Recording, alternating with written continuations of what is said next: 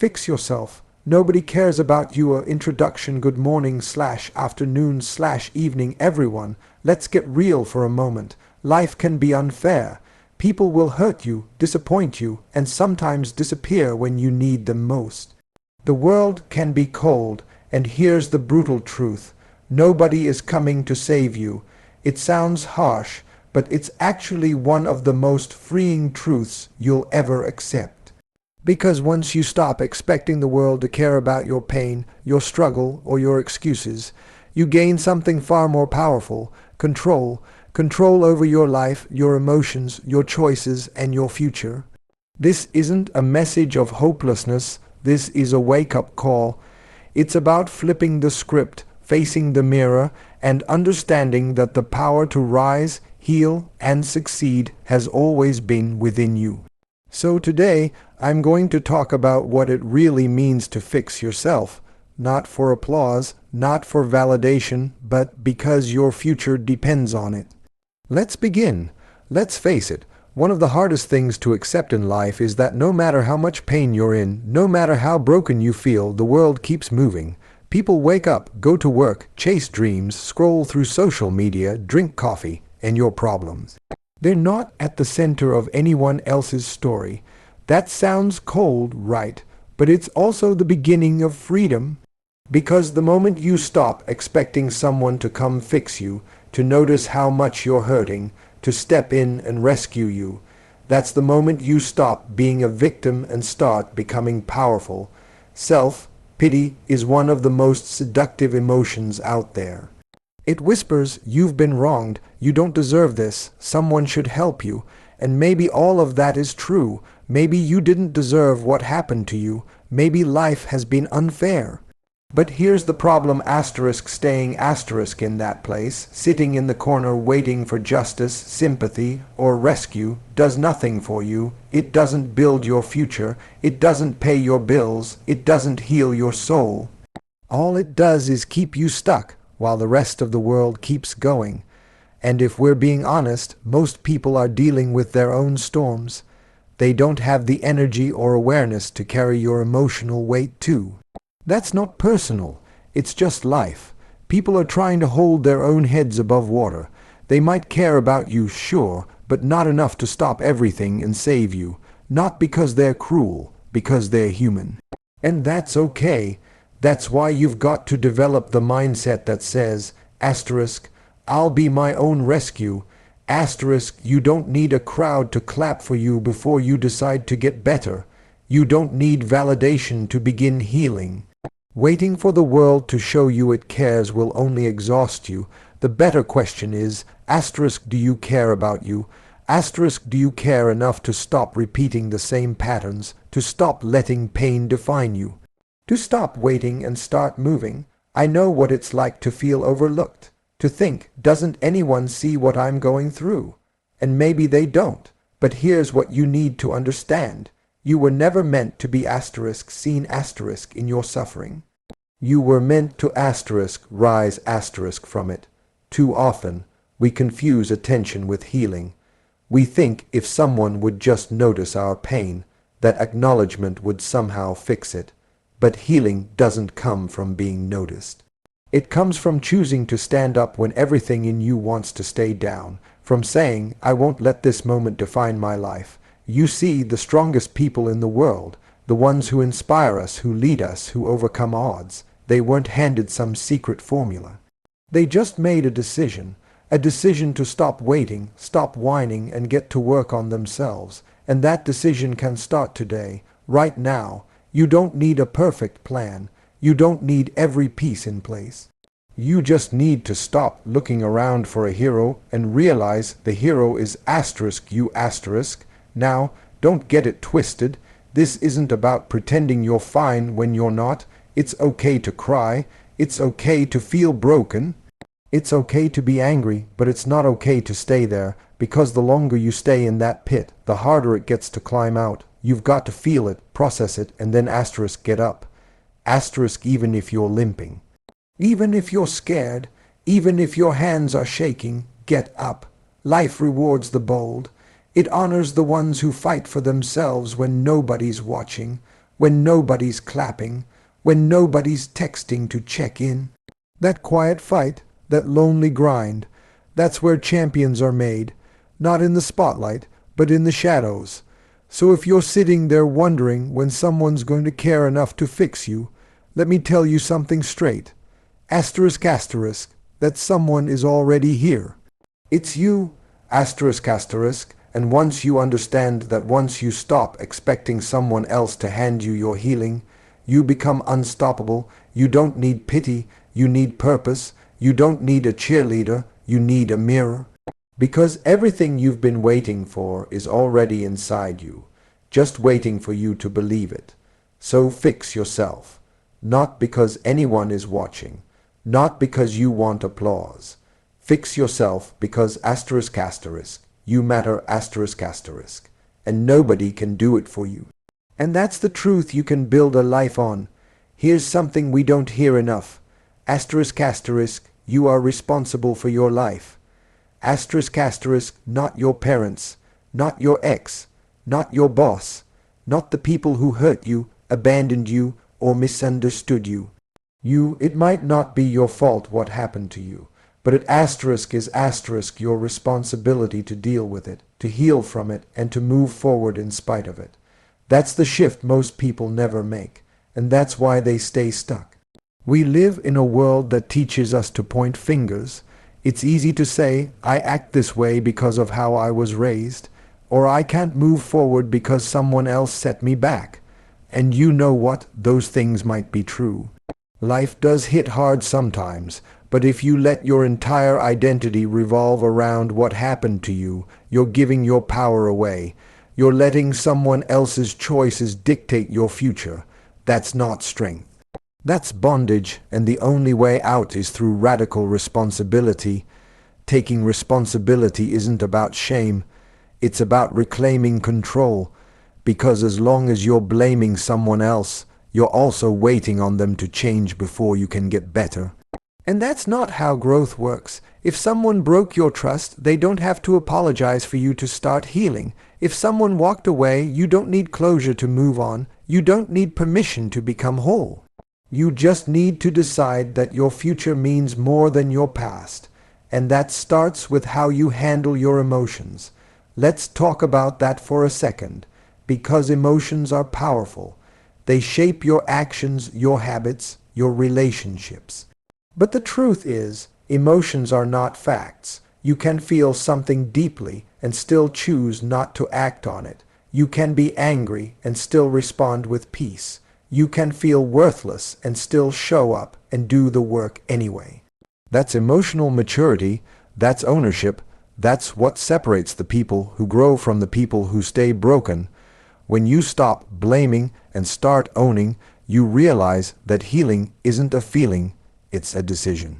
You might not feel ready, you might not feel strong, you might not feel motivated, but that doesn't matter. What matters is that you take a step anyway, that you get out of bed when it's hard, that you say no to things that used to pull you down, that you commit to becoming better even if you're still carrying pain. You want to change your life, change your standards, start holding yourself accountable for what you allow, what you tolerate, and what you keep repeating. Stop excusing behavior that keeps you in cycles. Stop saying, that's just how I am. No, that's how you asterisk were. Asterisk who you asterisk are asterisk is still being written, but it only gets written if you take the pen back. You have to become the kind of person who refuses to be ruled by old stories. The kind of person who doesn't let pain become personality. That doesn't mean you ignore your past. It means you stop letting it lead. There's a big difference between acknowledging your wounds and worshiping them. Some people wear their pain like a badge of honor, talking about what hurt them more than what they're doing to heal. But your pain is not your identity. It's a chapter, not the whole book. And yes, it takes work. Growth isn't glamorous, it's messy, it's uncomfortable. You'll have to confront your own habits, your own excuses, your own darkness. You'll have to sit with uncomfortable truths like, I stayed in that situation too long. Or I let my fear stop me, or I knew better, but I didn't do better. That's not easy, but that's how you get free. Let me tell you something real. There is power in saying, it's on me.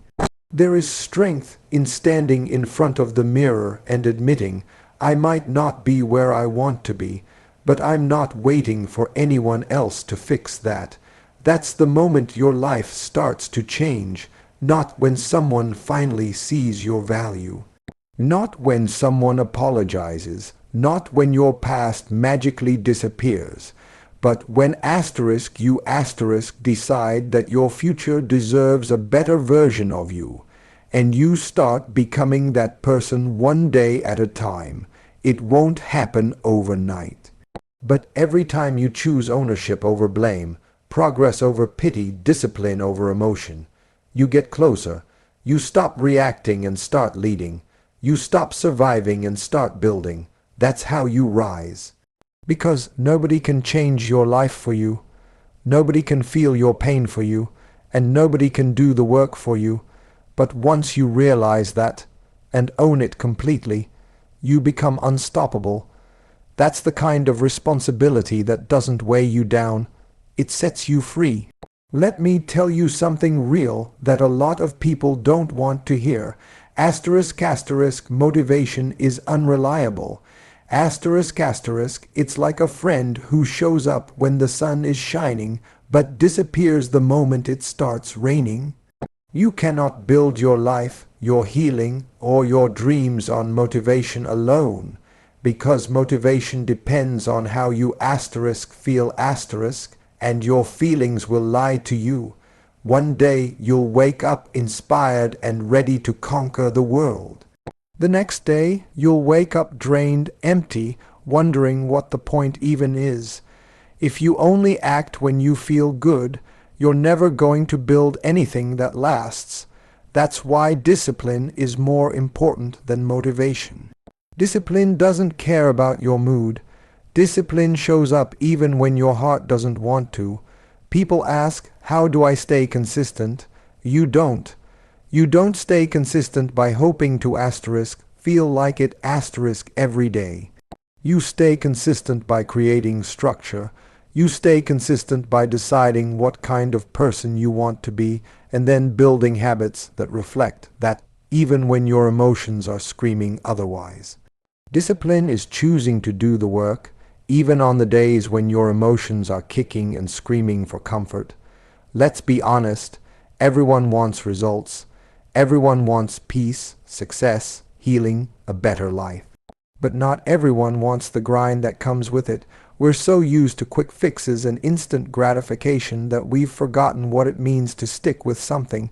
But if you want real change, the kind that transforms your mindset, your relationships, your self-worth, you've got to put in reps. And that doesn't happen in a single moment of hype. It happens over time, in silence, in discomfort, in repetition. Discipline looks like getting up at 6 a.m. to work on yourself when nobody is watching.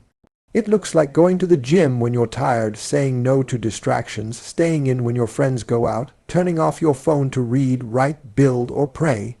It looks like doing the little things over and over again, even when it feels like they're not working, because you trust that the compound effect is real. Most people quit because they expect big changes overnight. They expect to feel different after one good day, but let me tell you, your emotions will sabotage your growth if you let them. You can't trust every feeling. You've got to anchor yourself to a higher standard. A vision, a commitment, and when the excitement fades, and it will fade, you lean on discipline to carry you through. Discipline builds character. It teaches you to push past your limits, to stop waiting for permission and start taking action. It separates people who talk from people who move. You can't wait to be in the mood to take care of your body. You can't wait to be excited to fix your finances or rebuild your confidence. You've got to take the first step regardless of how you feel, and then keep stepping. That's how change happens, not in one loud moment, but in 1,000 quiet decisions. And it's not about being perfect. You're going to mess up. You're going to slip. That's part of the process. The difference is, disciplined people don't stay down. They reset. They realign, they get back to the work, because the work is not just something they do, it's who they are becoming. See, when you make discipline your foundation, your identity starts to shift. You no longer say, I want to be healthy. You say, I am someone who treats my body with respect.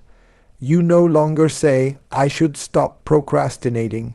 You say, I am someone who shows up on time, who follows through.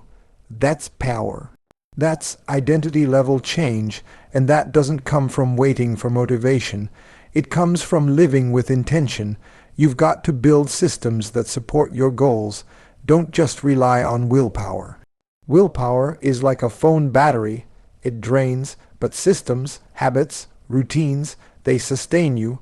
Create a routine that forces you to show up even when you don't want to. Build an environment that makes discipline easier than giving in.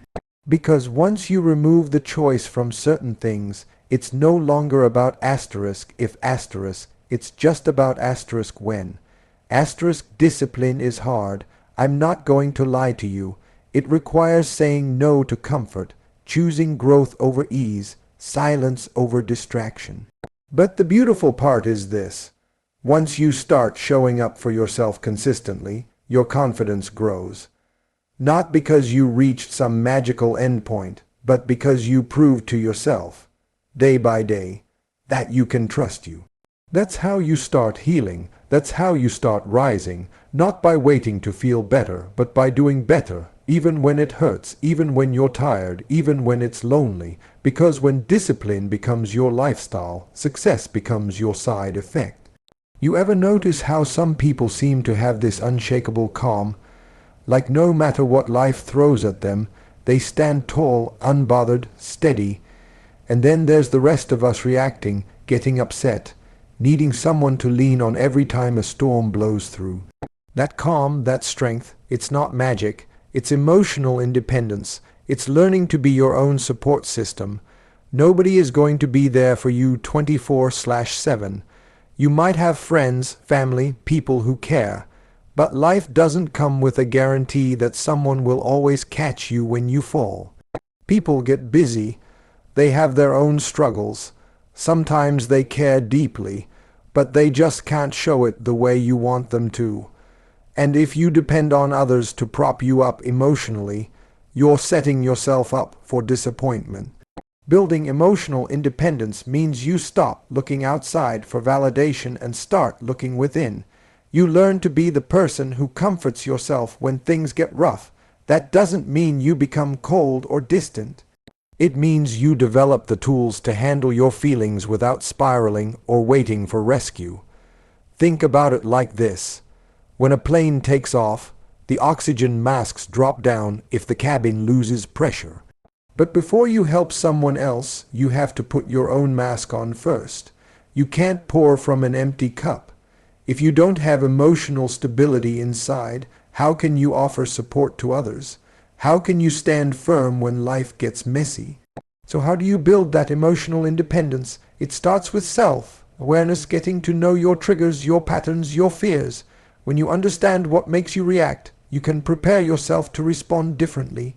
It's like knowing the weather forecast so you don't get caught in the rain without an umbrella. Next, you have to develop self-care practices that nourish your mind, body, and spirit. That might mean meditation, journaling, exercise, reading, or whatever grounds you.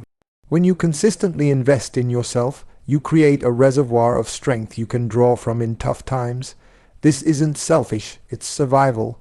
Another crucial part is learning how to manage your thoughts. Our minds are like a garden. If you plant weeds, negative, destructive thoughts, they grow and take over. But if you plant seeds of positivity, gratitude, and self-compassion, those will flourish. It takes practice to catch yourself when you're spiraling into doubt or anger, and gently steer your mind back to healthier paths. And don't forget the power of purpose. When you have something bigger than yourself to focus on, your struggles start to lose their grip. Purpose gives you direction and meaning, and when life tries to knock you down, that sense of mission helps you get back up. It's hard to stay stuck when you're busy chasing a dream or serving something meaningful. Building emotional independence also means setting boundaries. It means protecting your energy from toxic people or situations that drain you. You get clear on what you will and won't accept. This isn't about shutting people out. It's about honoring your worth and choosing peace. Here's the thing. The journey to emotional independence isn't about becoming perfect or never needing anyone. It's about becoming strong enough to stand on your own feet, to face your fears without running, to love yourself enough to keep going even when it's hard. It's about realizing that you are enough, just as you are. When you become your own support system, you stop giving away your power. You stop depending on others to make you feel safe, valued, or loved. Instead, you create that safety inside you. You find value within. You give yourself the love and encouragement that you've been waiting for. And when you do that, something amazing happens. You become magnetic. People are drawn to your strength. You attract healthier relationships because you're no longer desperate for approval or afraid of being alone. You walk through the world with confidence because you know your worth isn't tied to anyone else's opinion. So if you're tired of feeling like a burden, tired of needing someone else to pick you up, tired of chasing validation, stop, turn inward, put on your own oxygen mask, invest in yourself, build the emotional muscles that make you unbreakable. Because at the end of the day, the one person who will always be with you through every high and every low is you.